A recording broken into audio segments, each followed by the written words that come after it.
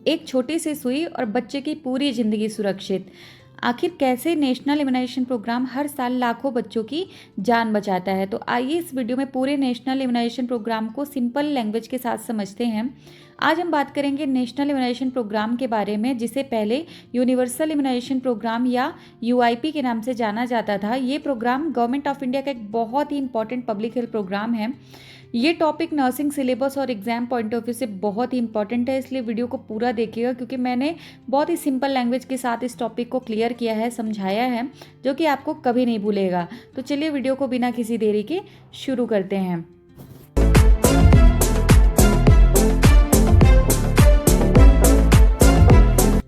तो हम सबसे पहले देखते हैं एक complete introduction of national immunisation programme की क्या होता है, कब से शुरू किया गया और इसके क्या क्या ऑब्जेक्टिव्स होते हैं। तो national immunisation programme government of India की एक इम्पॉर्टेंट योजना है, जिसके अंदर सभी प्रेग्नेंट वुमेन्स और बच्चों को फ्री में वैक्सीन दिए जाते हैं। इसका जो मेन ऑब्जेक्टिव ये होता है कि उन हेल्थ डिजीज़ या बीमारियों से बचाना जो कि वैक्सीनेशन से रोकी जा सकती हैं।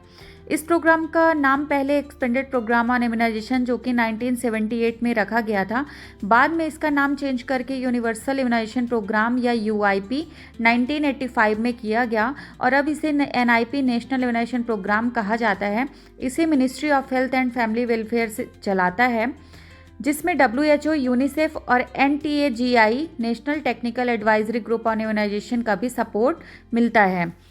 तो अब हम देखते हैं कि क्या क्या ऑब्जेक्टिव्स होते हैं नेशनल इम्यूनाइजेशन प्रोग्राम के। तो नंबर फर्स्ट पॉइंट है to reduce morbidity and mortality from vaccine preventable diseases. इसका मतलब ये है कि वैक्सीन से होने वाली बीमारी, मॉर्बिडिटी और मॉर्टेलिटी को कम करना। To provide universal access to safe vaccine की मतलब हर बच्चे और हर प्रेग्नेंट वुमेन को सेफ और फ्री में वैक्सीन मिलनी चाहिए। गवर्नमेंट का यही एम है कि मतलब कोई भी वैक्सीन से रह ना जाए, सबको वैक्सीनेशन मिलनी चाहिए और सब प्रॉपर वैक्सीनेटेड हों। अगला पॉइंट है to ensure timely and complete immunisation की मतलब यही है कि सभी बच्चों को टाइम पर वैक्सीन देना, सही एज और पूरी डोज, ठीक है।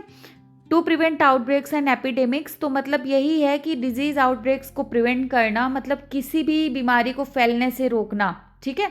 अगला पॉइंट है to increase routine immunisation coverage, मतलब रूटीन इम्यूनाइजेशन में ज़्यादा से ज़्यादा बच्चों को इंक्लूड करना। ये हो गए ऑब्जेक्टिव्स ऑफ एनआईपी। अब आगे हम देखते हैं importance and benefits of NIP. तो protect children from deadly disease, तो इम्यूनाइजेशन से बच्चे को जो मतलब प्रोटेक्ट करना, सीरियस डेडली डिजीज से बच्चों को प्रोटेक्ट करना, प्रिवेंट करना। अगला है reduce hospital admissions, hospitals admissions भी कम होते हैं, यही बेनिफिट्स है, क्योंकि जब बच्चे वैक्सीनेटेड रहेंगे तो ना वो बीमार पड़ेंगे और ना ही हॉस्पिटल में एडमिट होंगे, तो जो भी हॉस्पिटल्स के एडमिशन्स हैं वो रिड्यूस रहेंगे, ठीक है, कम रहेंगे। लोअर्स IMR, मतलब कि इन्फेंट और अंडर 5 मॉर्टेलिटी जो है वो कम रहेगी, ठीक है। कम्युनिटी में हर्ड इम्यूनिटी डेवलप होती है, मतलब हर्ड इम्यूनिटी मतलब कि जब सभी ज़्यादा से ज़्यादा लोग वैक्सीनेटेड रहेंगे तो ना डिजीज़ फैलेगी, ना ही एक दूसरे को कोई भी बीमारी फैलाने से मतलब प्रोटेक्ट करता है ये। तो मतलब यही है कि हर्ड इम्यूनिटी डेवलप होगी, ज़्यादा से ज़्यादा लोग अगर वैक्सीनेटेड रहेंगे तो ना जो वैक्सीनेटेड नहीं भी रहेंगे तो वो भी बीमारियों से सुरक्षित रहेंगे।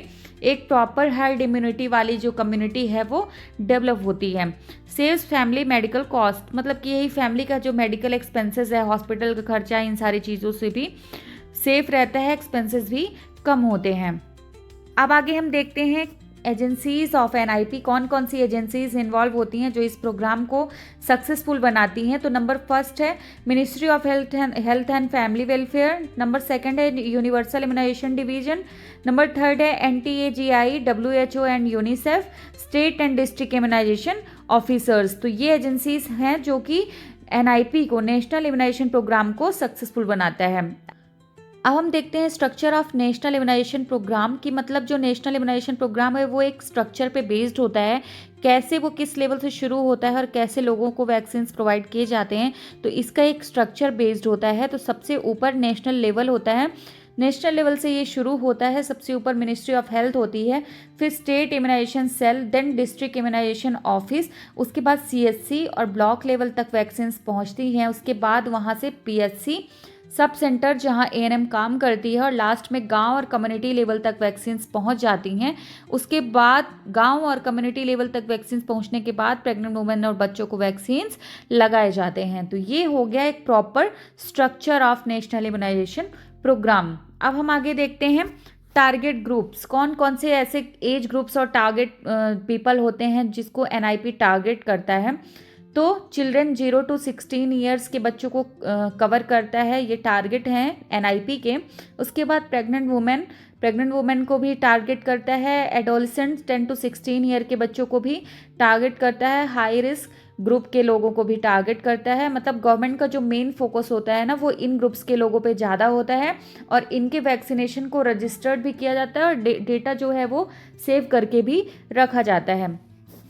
अब हम डिटेल में नेशनल इम्यूनाइजेशन शेड्यूल देखते हैं, जिसमें इन्फेंट, चिल्ड्रन और प्रेग्नेंट वुमेन के लिए एज वाइज वैक्सीन्स बताए गए हैं कि कौन सी एज में कौन सी वैक्सीन लगती है। तो सबसे पहला है एट बर्थ, तो बच्चे के जन्म के तुरंत बाद, मतलब आफ्टर बर्थ, इमीडिएटली तुरंत बाद जन्म के कौन कौन सी वैक्सीन्स लगाई जाती हैं। तो 3 वैक्सीन्स लगाई जाती हैं। बीसीजी जो कि टीबी से प्रोटेक्ट करता है बच्चे को, ओपीवी जो पोलियो से प्रोटेक्ट करता है, और हेपेटाइटिस बी मतलब कि हेपेटाइटिस बी जो कि हेपेटाइटिस बी इन्फेक्शन से बचाता है।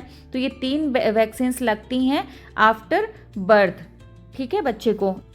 एट बर्थ के बाद 6 वीक ऑफ एज, मतलब जब बच्चा 1.5 महीने का हो जाता है, 6 हफ्ते की एज में बच्चे को पेंटावेलेंट 1 मतलब पेंटावेलेंट का फर्स्ट डोज दिया जाता है, जो कि डिप्थीरिया, पर्टूसिस, टिटनेस और हेपेटाइटिस बी और HIV इन्फेक्शन से बचाता है। साथ ही रोटा वायरस वैक्सीन 1 मतलब फर्स्ट डोज दिया जाता है सीवियर डायरिया से प्रोटेक्ट करने के लिए।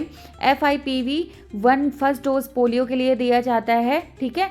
OPV 1 पोलियो के लिए दिया जाता है, और PCV न्यूमोनिया और मेनिंजाइटिस से प्रोटेक्शन के लिए बच्चे को प्रोवाइड किया जाता है। तो ये वैक्सीन्स हो गई जो 6 वीक की एज में बच्चे को प्रोवाइड किए जाते हैं। उसके बाद है 10 वीक्स ऑफ एज, जब बच्चा 10 हफ्ते का हो जाता है तब उसे कौन कौन सी वैक्सीन दिए जाते हैं। तो पेंटावेलेंट जो कि 6 हफ्ते की एज में हमने फर्स्ट डोज दिया था, अब 10 वीक्स ऑफ एज में पेंटावेलेंट का सेकेंड डोज दिया जाता है। रोटा वायरस का सेकेंड डोज दिया जाता है और OPV का सेकेंड डोज दिया जाता है, जो पहले डोज की प्रोटेक्शन को और ज़्यादा स्ट्रॉन्ग बनाता है। अब 14th वीक्स ऑफ एज में देखते हैं, तो 14 हफ्ते पर पेंटावेलेंट का तीसरा डोज दिया जाता है बच्चे को। रोटा वायरस दिया जाता है, FIPV दिया जाता है, और OPV का और PCV का दिया जाता है, ठीक है। तो इस स्टेज पे प्राइमरी इम्यूनाइजेशन जो है वो कंप्लीट होता है। अब आगे 9 to 12 मंथ्स ऑफ एज, तो 9 से 12 मंथ के बीच मीजल्स, रूबेला वैक्सीन्स दिया जाता है, जो मीजल्स और रूबेला से बचाता है। साथ ही PCV बूस्टर लगता है।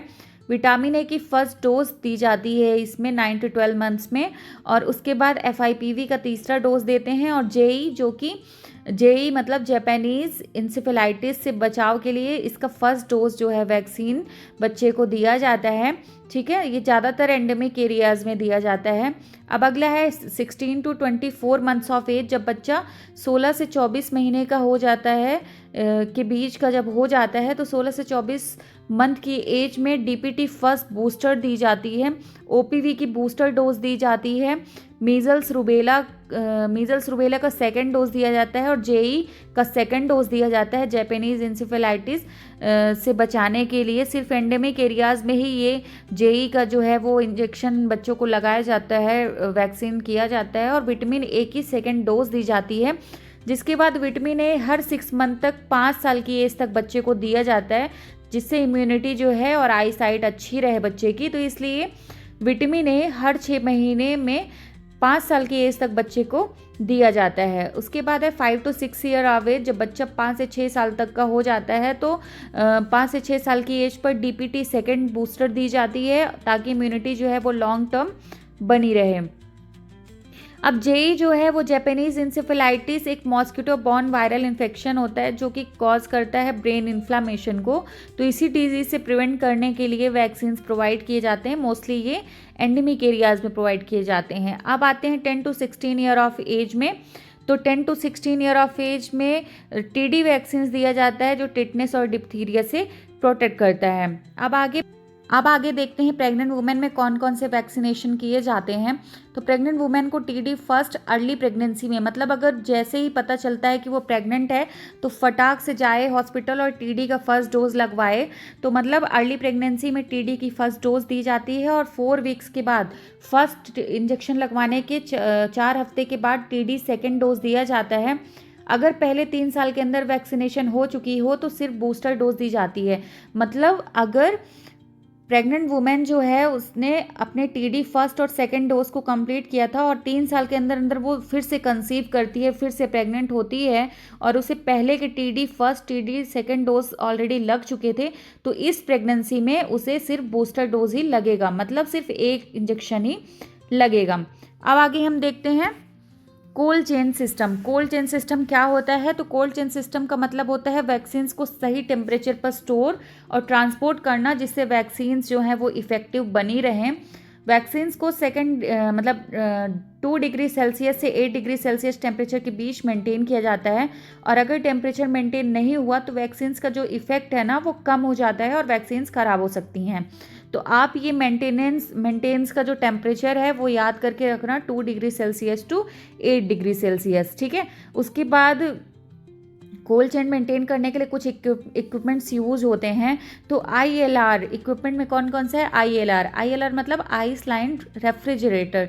डेली वैक्सीन्स होती हैं उन्हें स्टोरेज करने के लिए ILR का यूज़ होता है। डीप फ्रीजर, आइस पैक्स और OPV जैसी वैक्सीन्स को प्रोटेक्ट करने के लिए walk in cooler large level के स्टोरेज के लिए वॉक इन कूलर का यूज़ किया जाता है। कोल्ड बॉक्स वैक्सीन्स ट्रांसपोर्ट के लिए यूज़ किए जाते हैं। वैक्सीन्स कैरियर आउटरीच और सेशन साइट्स के लिए।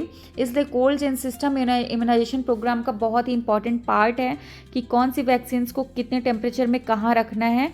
तो हर वैक्सीन्स को अलग अलग कंटेनर में स्टोर करते हैं। तो ये हो गया कोल्ड चेन सिस्टम। अब आगे हम देखते हैं स्ट्रेटजीज। तो नेशनल इम्यूनाइजेशन प्रोग्राम को सक्सेसफुल बनाने के लिए कुछ इंपॉर्टेंट स्ट्रेटजीज फॉलो की जाती हैं। तो रेगुलर बेसिस पर वैक्सीन्स देना, लेफ्ट आउट और ड्रॉप आउट चिल्ड्रन को कवर करना, पोलियो इराडिकेशन के लिए भी इसका यूज़ होता है, ठीक है। मदर और चाइल्ड के वैक्सीनेशंस को रिकॉर्ड मेंटेन करना, AEFI सर्विलियंस, वैक्सीन्स के बाद होने वाले एडवर्स इफ़ेक्ट्स को मॉनिटर करना। तो ये हो गए हमारे स्ट्रेटजीज जो कि फॉलो किए जाते हैं NIP के थ्रू। आप देखते हैं कंक्लूजन। तो कंक्लूजन में हम कह सकते हैं कि नेशनल इम्यूनाइजेशन प्रोग्राम माँ और बच्चों को सीरियस और डेडली डिजीज़ से प्रोटेक्ट करता है, बहुत सारी खतरनाक होने वाली बीमारियों से भी बचाता है। ये प्रोग्राम फ्री वैक्सीन्स प्रोवाइड करता है और पब्लिक हेल्थ इंप्रूव करने में मतलब इम्पॉर्टेंट रोल प्ले करता है। इसलिए कहते हैं कि वैक्सीनेशन करवाइए, डिजीज़ को दूर भगाइए। तो मैं समझ के चल रही हूँ कि आपको ये टॉपिक बिल्कुल क्लियर हो गया है। अगर आपको वैक्सीनेशन में थोड़ा भी कन्फ्यूजन है तो आप इस चार्ट को पूरी तरीके से सेव कर सकते हो और बिल्कुल सेम अपने एग्जाम में भी लिख सकते हो। ये जो 1 2 3 4 ये जो लिखे हुए हैं तो ये डोज के काउंट है, मतलब पेंटावेलेंट का पहला डोज, पेंटावेलेंट का सेकेंड डोज, है ना, ये हो गए, ये डोज हो गए। तो ये आप चार्ट भी देख सकते हो आराम से अगर मेरे बोलने पे आपको कन्फ्यूजन हो गया है। और अगर आपको थोड़ा सा भी वीडियो पसंद आया है तो प्लीज़ चैनल को सब्सक्राइब, वीडियो को लाइक ज़रूर कीजिएगा, अपने फ्रेंड्स फैमिली के साथ शेयर ज़रूर करिएगा, वीडियो को सेव करके ज़रूर रखिएगा। आपके छोटे से रिस्पॉन्स से मुझे मोटिवेशन मिलती है आप तक और नर्सिंग कंटेंट लाने की। So thank you for watching.